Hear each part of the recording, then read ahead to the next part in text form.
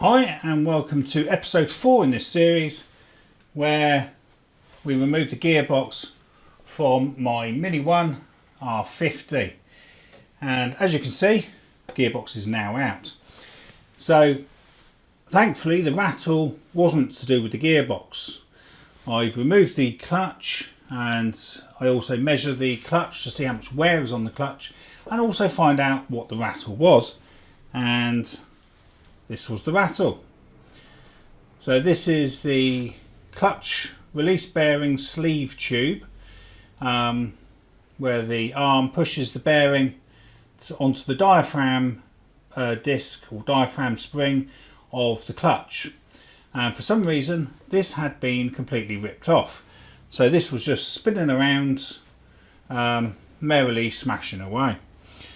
So in this episode it's all about the gearbox and the clutch, but also how to resolve this problem, because this part is actually not available.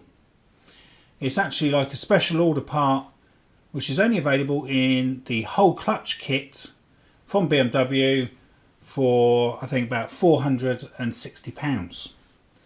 Now hopefully I found a way around this for £11. Time will tell. But anyway, so that's basically what's in this video, and I hope you enjoy it, and thank you for watching. So we'll get started by clearing the floor and prepping the engine bay by moving the cables out of the way. So we'll get these floor mats up and out of the way so that we can get some trolley jacks underneath to give us some extra support if we need it.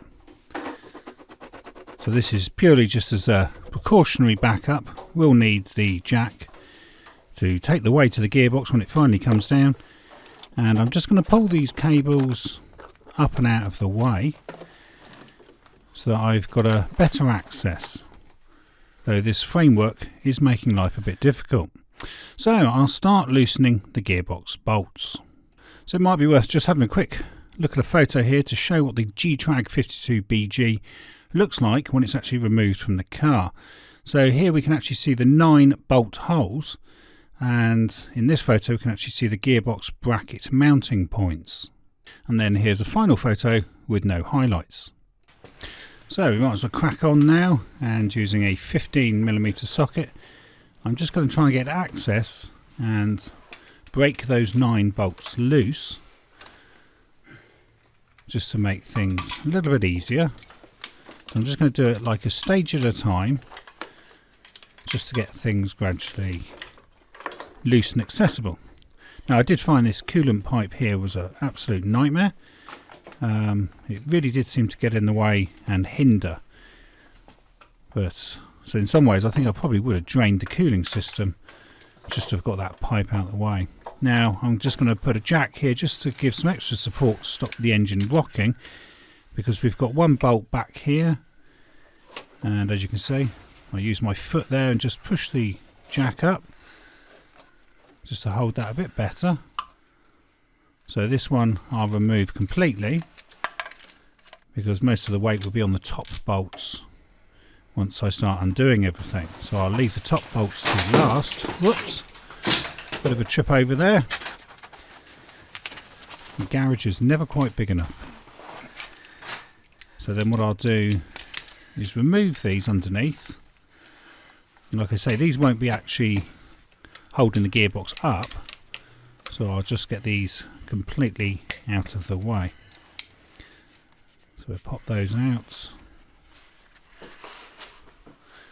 So we've got another one here which is near where the slave cylinder is.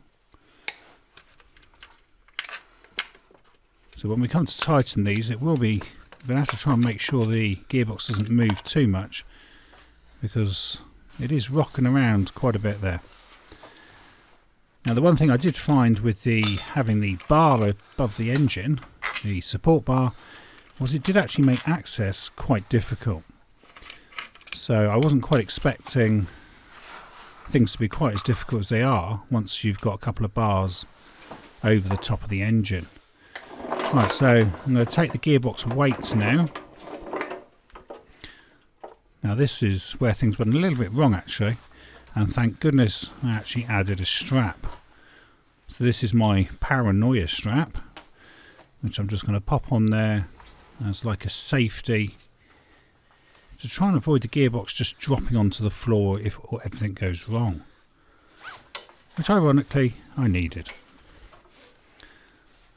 So okay, so we've got a rough sort of safety strap there. So we've got another bolt there just below the throttle body. They are quite awkward to access. In some ways I actually found it a lot easier just to take the whole engine out, like in my other video. It does seem easier sometimes just to take the whole engine out, and then it gives you the chance to clean it all and then pop it back in. But yeah, so now we're on to the top bolts. So I should be able to remove these completely. And then it's a case of just prising the gearbox away carefully. Now it's going to hit the side of the engine bay, and ironically it does touch or make contact with the two air conditioning pipes that run alongside the engine bay. So you'll find that you can only get it off so far, and then you're going to need to drop the engine and gearbox down so that the gearbox can actually get out. So here I'm actually starting to lower the engine and gearbox. As you can see, it's starting to split apart, and this is where it went a little bit pear-shaped. Whoa! Yeah. So thank goodness I actually had that safety strap on, because that would have gone straight onto the ground. So I'm just going to put some emergency cushions down just in case it does completely drop, because it's now just hanging there on that strap. And obviously the issue is these are pretty heavy. So, I mean, it brings it home really when some people do this in driveways, don't they? They do it as a job and actually just take the gearbox out on a rainy day, and in a day they take the gearbox off, change the clutch and put it all back together again. So really I've got everything in my favour on this. So it should have gone a bit smoother. So I've now got to try and drop it down, but ironically my strap is a little bit short. So I can't actually just drop it straight to the floor, which was what my intention was.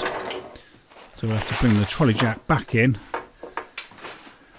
and see if we can recover this situation now. Because obviously I don't want to drop the gearbox and damage it. And then ironically here, my hands got in the way. So I was pulling it back and yeah, so I think this could have gone a little bit better. But thankfully nothing got damaged or dropped. So it was somewhat recovered. So there we are. So that's our gearbox out. Right then. So time to inspect the gearbox on the bench. So it's probably better to actually have two people here to help lift it, because you are supposed to keep your back straight and lift with your legs. I'm not sure that was a back straight and lifting with my legs. But anyway, we're trying to make good of that. And we'll wheel it over with a trolley jack and see if we can jack it up towards the table. See if I do it properly this time. That looks a little bit more like how it's supposed to be done. And there we are. So then, let's have a look and see what we have. I was expecting to see some ball bearings in here, thinking it was the clutch release bearing that had gone. And to my shock, it was something I wasn't expecting at all. And I still don't understand how this actually got ripped off. So there's the problem. It's the clutch bearing sleeve tube had been ripped off its two mountings and was spinning around. So thankfully no other damage seems to have been done. So it should be a case of just order one of those tubes and job's a good one. We'll find out now. So while we're at it, we'll also take a look at the clutch. Now, although most clutches today don't contain asbestos, as it was banned in 1999, it's still a very good idea and wise practice to wear a breathing mask just in case. Right then, so I'm just going to check the tool that actually fits, and this is the Laser 7812. Make sure that is actually the correct one, which it is. It's a nice snug fit. So then it's a case of undoing the 6 bolts. I'm just showing you the box there. I'm also going to mark the pressure plate to the flywheel just so I can put it on in exactly the same way. So here's a photo showing the tightening sequence for the clutch, and we need to basically reverse that sequence when we come to remove the pressure plate. And then here's a photo showing the 6 bolts, and for this you'll need a female Torx E8 socket. And finally, just a quick photo showing the diaphragm spring that the clutch release bearing pushes against. So then, I've got my dust mask on now, and we're going to use the Torx E8 to gradually undo these bolts in a cross-diagonal manner as shown in the previous photo. Now you could lock this flywheel in position, perhaps with some sort of tool with some teeth in where the starter motor is, just to stop it rotating, but I seem to have been able to undo them without actually locking the engine. So obviously if you had a second person, they could hold some sort of tool or a screwdriver or something against the teeth just to hold it enough for you to undo it. Okay, so the pressure plate is coming off and the clutch is inside there, and there's our clutch. So on first impressions it actually looks okay. It looks like it might actually be fairly new. Now there's normally a date stamp on these, but that doesn't look that badly worn. So we'd have a closer look on the bench now.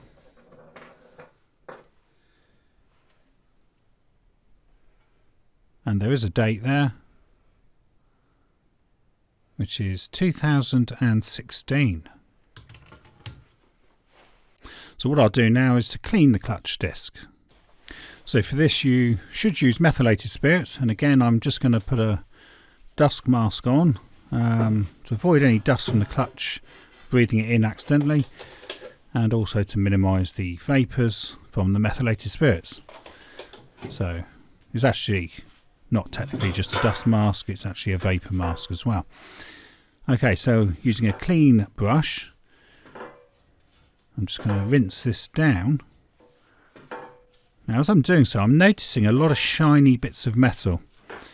So I'm presuming that's the end of the bearing sleeve that I'm seeing.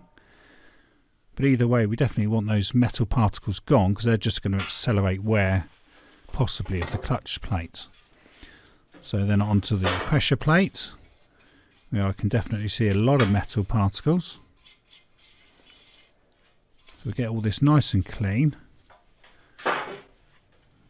And then I think, out of curiosity, I might just run a magnet in that methylated spirits. Just see how much metal's in there. So what I'll do is I'll put a few magnets in a plastic bag, and then I can just stroke that around the container, and definitely we're picking up quite a lot of metal filings there. That's quite a bit. So we'll try and see exactly how much is in there. We'll just take this magnet out. Try and dry it off a bit, as it were. And then let's see what we've got. Quite a bit.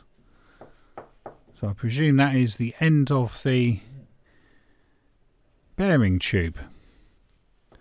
Definitely a bit of metal there. Right then, so on to measuring the clutch disc for wear. So here's a photo just showing the main parts of a clutch disc. So you've got the friction lining there in green. We have a splined hub in the middle. We have the friction lining rivets, which are quite important when we come to measure the friction lining. And we have some damper springs, and they're actually like springs inside of springs.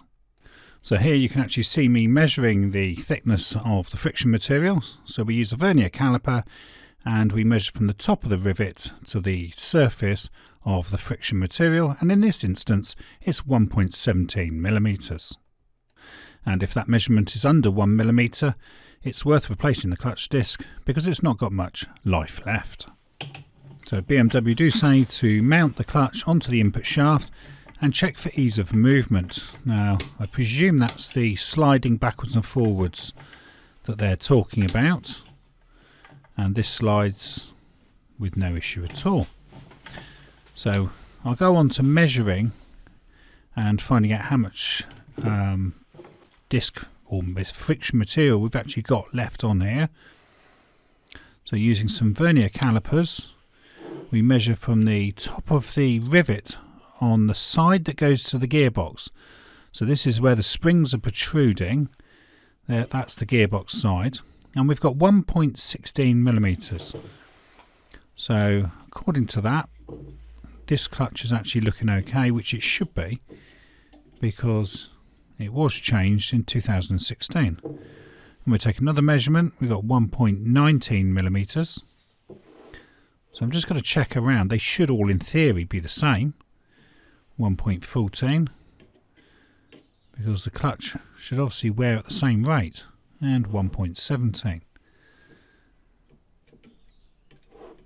So yeah, I have taken the measurements on the other side as well and actually did get the same results, but they do say to use the measurements on the gearbox side of the clutch. So there must be a reason for that. Perhaps the gearbox side wears slightly more than the side that's on the flywheel. Okay, so I'm quite happy with that. That clutch to me seems okay. And I'm just going to show you the date there just to confirm, and we've got the 15th of June 2016. So as far as I'm concerned, that can go back in the car. You can see those multiple springs or springs inside springs there. Okay then, a bearing sleeve tube has arrived.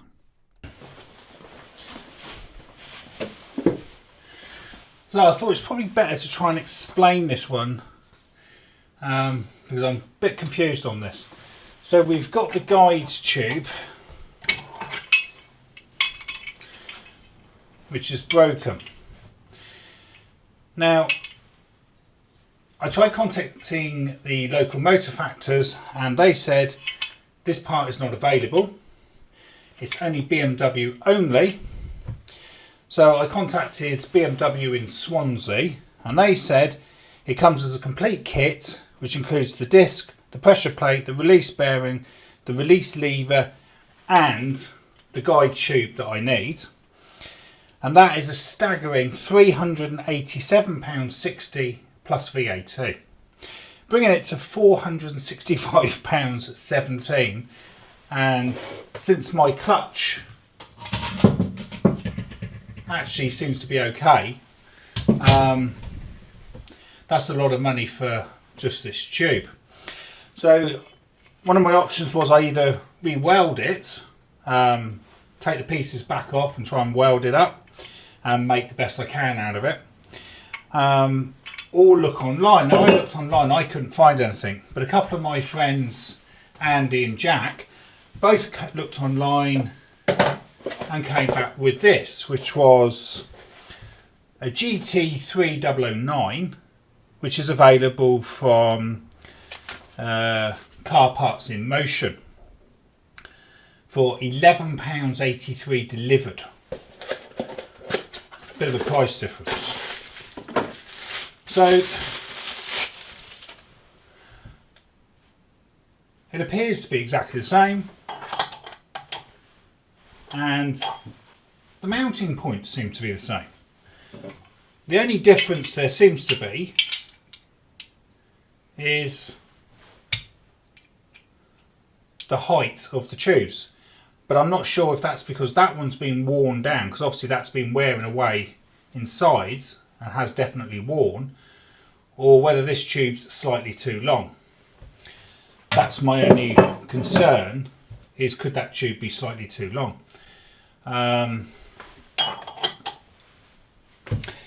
But according to Car Parts in Motion, this part is for 2004 to 2013. It does mention an R50, but it seems to sort of say the R56 mostly. So I'm really not quite sure. But I presume it's worth a punt. I mean, the only thing I could think of is put it on there, put the bearing on, try moving the lever and see how far the bearing actually goes along this tube. Because my only concern is, like I say, is whether it's too long. And if it was too long and touched the clutch disc or something, the plate, it could get ripped off again.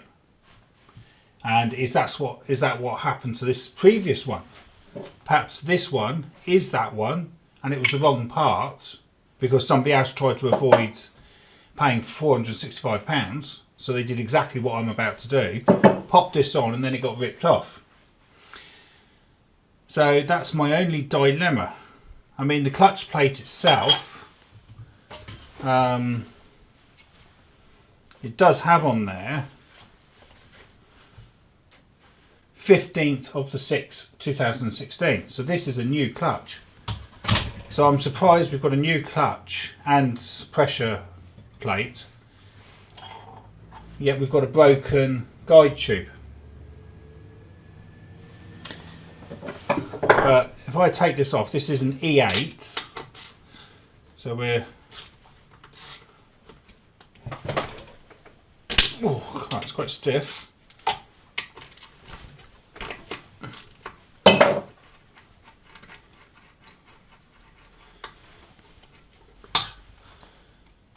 So I take my bits of metal off.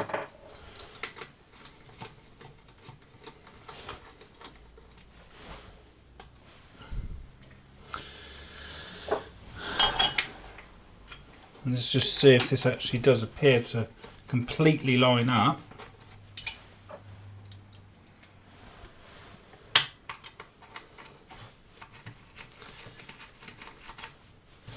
I mean, it would appear to be the same part. But obviously the risk is if this is too long and I put it all back together again and then turn the engine, switch the engine on, is it going to rip this back off and I've got the rattle again and then I've got to redo it again. But anyway, so I thought it's probably easier just to talk to camera on this one because I'm not actually totally sure. But with car parts it does seem to be a bit of a funny thing, because again, if I search for this part, although this was only £11.83, I found it for another Mini and then it was priced at £20.92.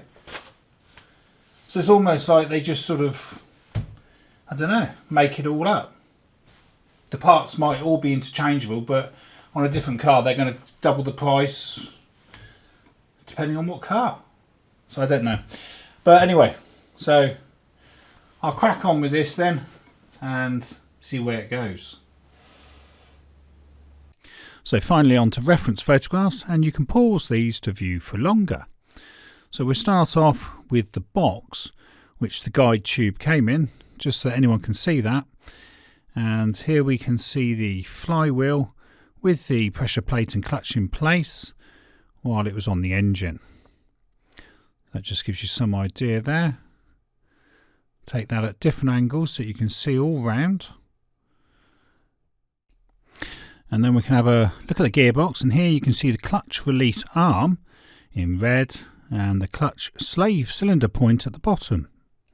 And then here we can see the little spring at the top of the arm. Again, that's in red. The gearbox splined input shaft, the release bearing guide tube in yellow, and there's the clutch release bearing in purple. And here's that broken guide tube in yellow, and you can see the blue input shaft there.